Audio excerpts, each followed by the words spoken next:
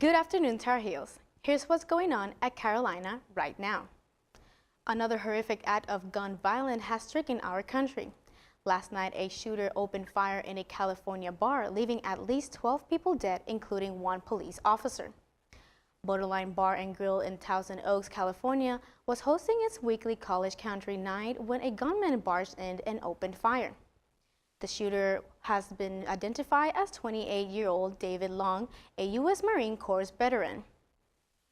We've had several contacts with Mr. Long over the years, minor events such as a traffic collision. He was a victim of a battery at a local bar in 2015. In April of this year, deputies were called to his house for a subject disturbing. They went to the house, they talked to him. He was somewhat irate, acting a little irrationally. They called out our crisis intervention team, our mental health specialist, who met with him, talked to him, and cleared him, didn't feel that he was qualified to be taken under 5150, and he was left at that scene last April. The bar is popular among students at California Lutheran University and Pepperdine University, and California Senator Kamala Harris said leaders in Congress must act not someday, but now. The vehicle used to kidnap 13-year-old Hania Aguilar earlier this week in Lumberton, North Carolina, has been found. The search began Monday for the vehicle used to take Aguilar. According to the FBI, the car was discovered just before 8 a.m. this morning off Quincy Drive in Lumberton. The search for the missing girl is still ongoing, but the vehicle may give some clues into the kidnapping. For any information relating to the kidnapping, call the special tip line at 910-272-5871. Supreme Court Justice Ruth Bader Ginsburg is in the hospital after falling in her Supreme Court office. She reportedly returned to her home after the fall and felt discomfort. Ginsburg broke 3 ribs and she is now at Georgetown University Hospital under observation. The 85-year-old Supreme Justice has faced multiple health issues since her appointment to the Supreme Court in 1993. White House Counselor Kellyanne Conway said that Ginsburg is a very tough woman and that she is praying for her. The Trump administration has pulled CNN reporter Jim Acosta's press pass until further notice after a heated press conference on Wednesday.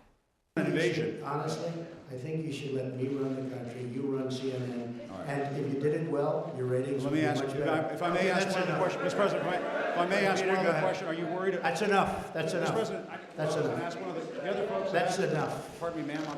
Excuse me. That's enough.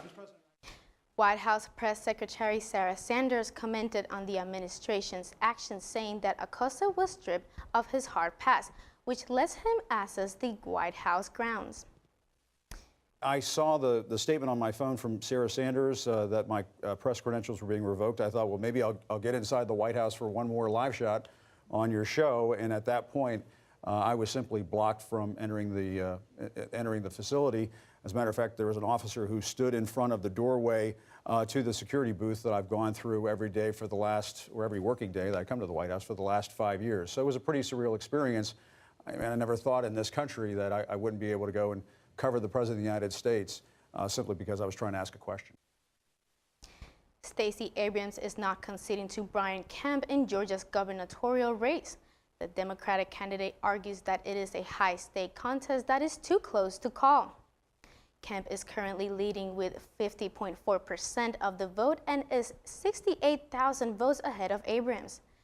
Various scenarios could force a runoff, including 3 of Georgia's largest counties reporting only a portion of votes submitted by mail. Many of the places that have yet to report mailed votes are Democratic-leading counties. Kemp said this morning he was resigned as secretary, removing himself from the process of determining whether he had in fact been elected. If Abrams wins the race, she will be the first state black female governor. A controversy emerged in October over some of the voting machines used in the state when some early voting Texans who tried to vote a straight party ticket found that their ballots showed votes for candidates for the opposite party. The manufacturer blamed user errors and the state compromised to remove many manufacturers' machines. But many voters are wary, and the Democratic Party urged its voters to double-check their choices before finishing their voting process. Attorney General Jeff Sessions resigned on Wednesday at the request of President Trump. Sessions said in a letter to Trump that he was honored to serve as Attorney General and work to implement the law enforcement's agenda based on the rule of law that formed a central part of your campaign for the presidency. Sessions will be replaced temporarily by Matthew G. Whitaker, who was a part of Sessions' chief of staff. The university published raw data from a 2016 survey that measures the racial climate on UNC's campus.